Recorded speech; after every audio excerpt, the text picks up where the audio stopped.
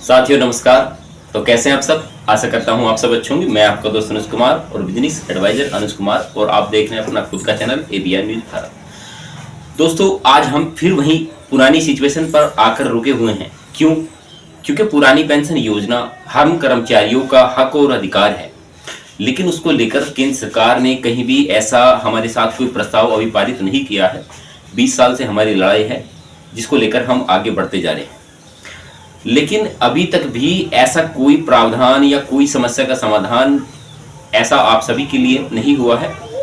अब जिसकी हम बात करते हैं कि जो केंद्र में सरकार है, बीजेपी की सरकार है, लेकिन हमारी जो पुरानी पेंशन योजना है उसे बंद करने का कार्य किसने किया? हर कर्मचारी को ये पता है कि जो बीजेपी सरकार है वो हमारा जो है पुरानी पेंशन योजना नहीं देगी, जिस प्रकार से मुझे कमेंट्स मिलते हैं। तो मैंने सोचा इस पे एक संपूर्ण वीडियो बनानी चाहिए, क्योंकि जो आपके कमेंट्स होते हैं वो मेरे लिए मेन और स्पेशल होते हैं। जैसे कि आप सभी जानते हैं कि हमारा जो पुरानी पेंशन योजना है वो 2004 में बंद की गई थी, लेकिन इसे लागू करने का उसे बंद करने का प्रयास जो किया गया 10 साल तक लगातार कांग्रेस का शासन रहा, और कांग्रेस ने ही हमारी पुरानी पेंशन योजना बंद रखी। आज वही कांग्रेस है जो अपने चुनावी घोषणा पत्र में कहती है कि हम पुरानी पेंशन योजना देंगे, लेकिन वो हम अपने मैनिफेस्टो में शामिल नहीं करेंगे, वो केवल और केवल हमारे दिमाग में है। उसके विरोध में कर्मचारियों ने भी अपना धरना प्रदर्शन किया, जैसे भी ट्विटर के माध्यम से किया या सोशल मीडिया के एक्स के माध्यम से भी किया। कुछ प्लेटफॉर्म ऐसे थे जिस पर कर्मचारी खुलकर बोल पाए, तो ऐसा एक प्लेटफॉर्म मेरा यूट्यूब चैनल भी है, आप ही लोगों के लिए चैनल है, तो उस पर भी कर्मचारियों ने अपना जो गुस्सा था वो भरपूर निकाला। तो उसमें और बीजेपी में, यानी कि कांग्रेस और बीजेपी में क्या अंतर रहा कि जो हमारी पुरानी पेंशन योजना है उसको हर कर्मचारी वर्ग चाहता है कि पुरानी पेंशन योजना मिले, लेकिन कहीं ना कहीं आप केंद्र में पक्ष और विपक्ष दोनों की बात करता हूं मैं, पक्ष और विपक्ष दोनों पार्टियां इस समय पर नहीं चाहती कि पुरानी पेंशन योजना कर्मचारियों को मिले। चाहे आप बुढ़ापे में किसी भी कगार पर हो, लेकिन आपको कभी भी पुरानी पेंशन के लिए नहीं कहा जाएगा कि हमने जो पुरानी पेंशन योजना बंद की थी हम उसे चालू रखेंगे।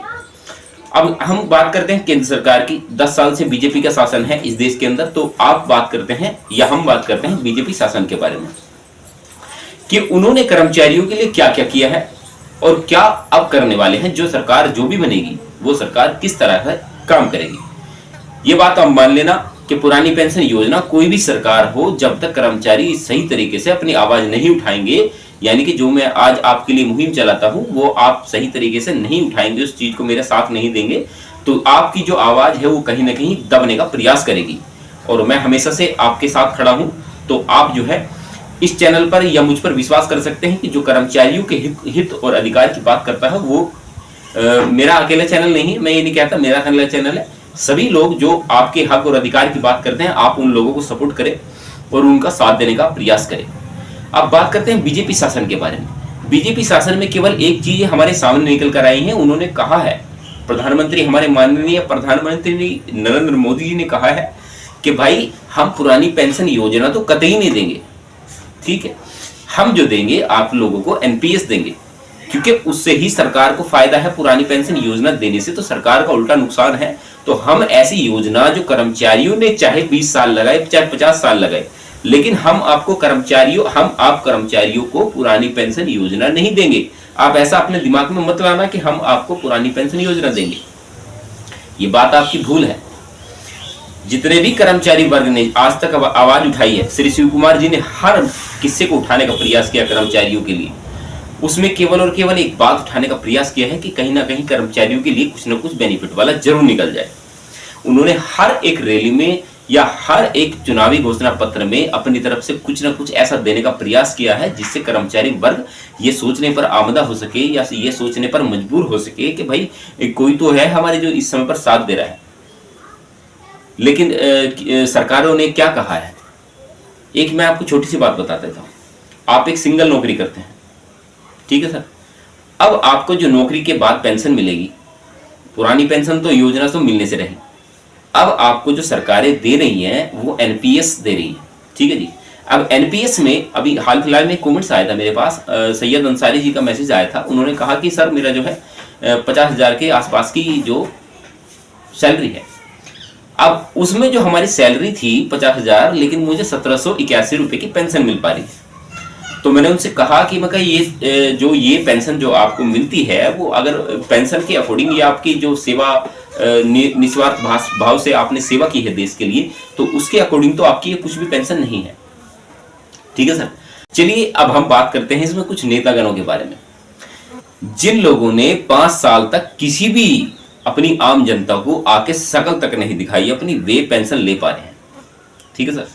अब 5 साल तक एक एमपी रहा या 5 साल तक मेंबर ऑफ पार्लियामेंट रहा, उसके बाद वो जो है अपना पद से इस्तीफा दे दिया, यानी कि 5 साल में ही उसकी पेंशन तैयार हो गई। अब अगली बार किसी और राज्य से लड़ेगा, वहां पर वो मंत्री बन गए, उसके 5 साल बाद वो वहां से रिटायर हो गए, 2 पेंशन हो गई।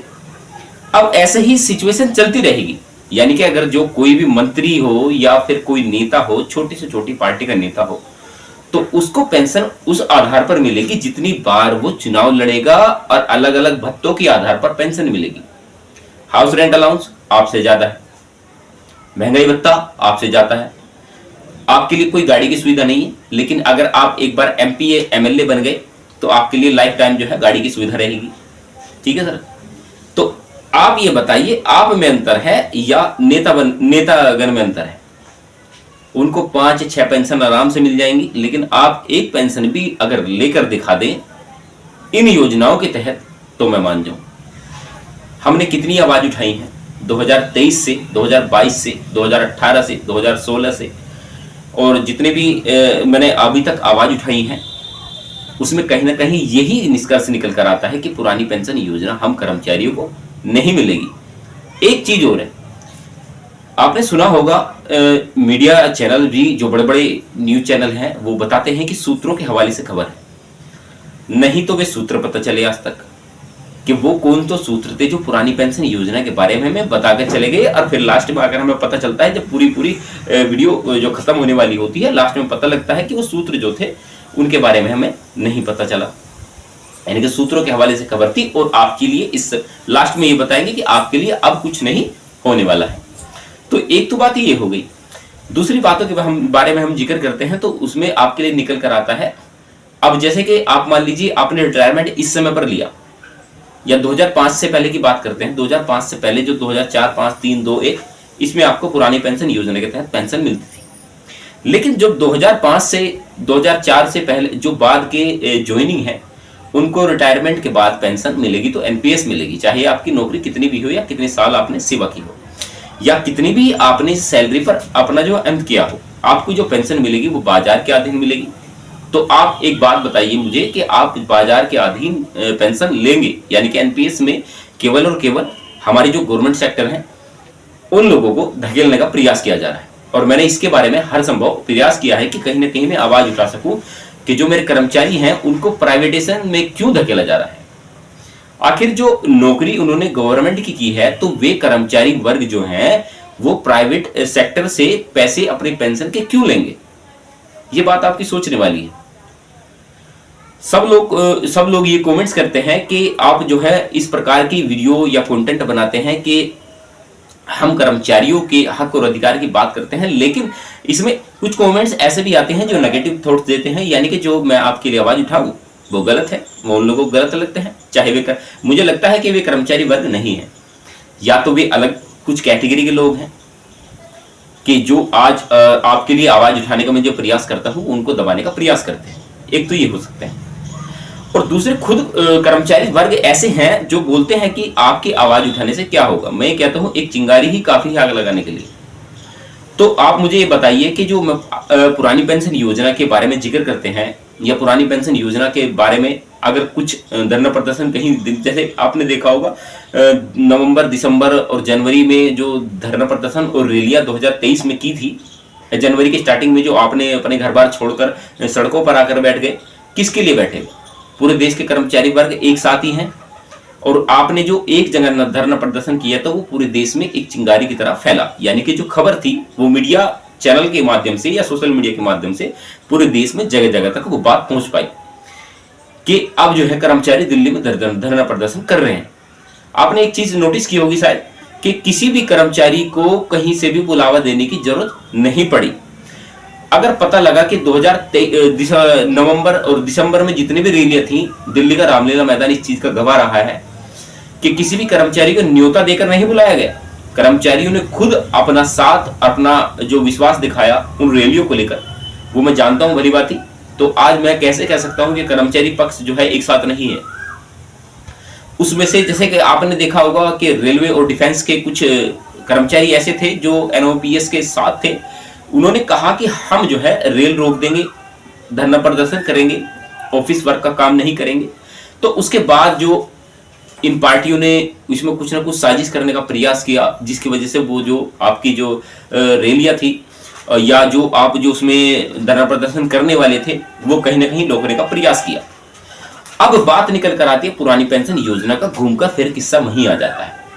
आप एक चीज आज मैं आपसे केवल एक चीज इस वीडियो के पूछना चाहता हूं कि जो कांग्रेस आज आपके साथ खड़ी होने का प्रयास करती है, ये बंद करने का प्रयास जो किया है वो कांग्रेस ने ही किया है। सारे के सारे जो डॉक्यूमेंट्स हैं वे इस चीज का गवाह हैं कि पुरानी पेंशन योजना उन कर्मचारियों को उस समय पर बंद करने का सबसे पहले काम किया गया। तो कांग्रेस की तरफ से उस चीज को घोषणा पत्र में शामिल किया गया कि कर्मचारियों को 10 साल तक भी पेंशन नहीं देनी है। उन पर जो हक और अधिकार होगा पहले हमारे नेताओं का होगा, पूरा कर्मचारी वर्ग का कोई भी हक और अधिकार पुरानी पेंशन योजना पर नहीं होगा। अब इसमें आवाज उठती है दूसरे नंबर पर कि उसके बाद जो केंद्र में सरकार आती है, कांग्रेस के केंद्र की सरकार के बाद आती है बीजेपी की पारी। अब सेम काम बीजेपी ने भी किया, उन्होंने कहा हम पेंशन देंगे।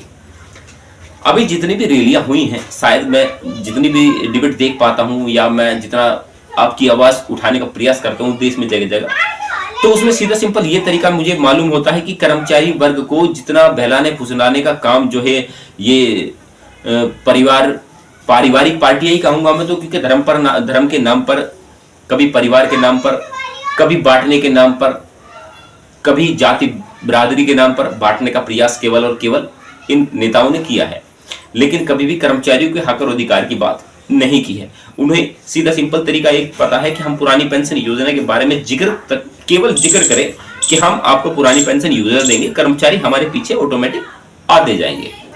अब सेम चीज मैंने उठाई थी अभी कुछ महीने पहले के राजस्थान जो चुनाव था, उसमें कांग्रेस ने क्या कहा, जैसे ही चुनाव हारे, जब तक चुनाव नहीं हारे हर कर्मचारी हमारे साथ है, हमारा भाई है। लेकिन जैसे ही वो राजस्थान का चुनाव हारे या 3 राज्यों का लगातार चुनाव हारे, उसके बाद उन्होंने क्या भाषण दिया या क्या आश्वासन दिया कर्मचारियों को? उसके बाद उन्होंने कहा कि हमारा ऐसा कोई मोटो नहीं था जो पुरानी पेंशन योजना को लेकर हम एक साथ चले।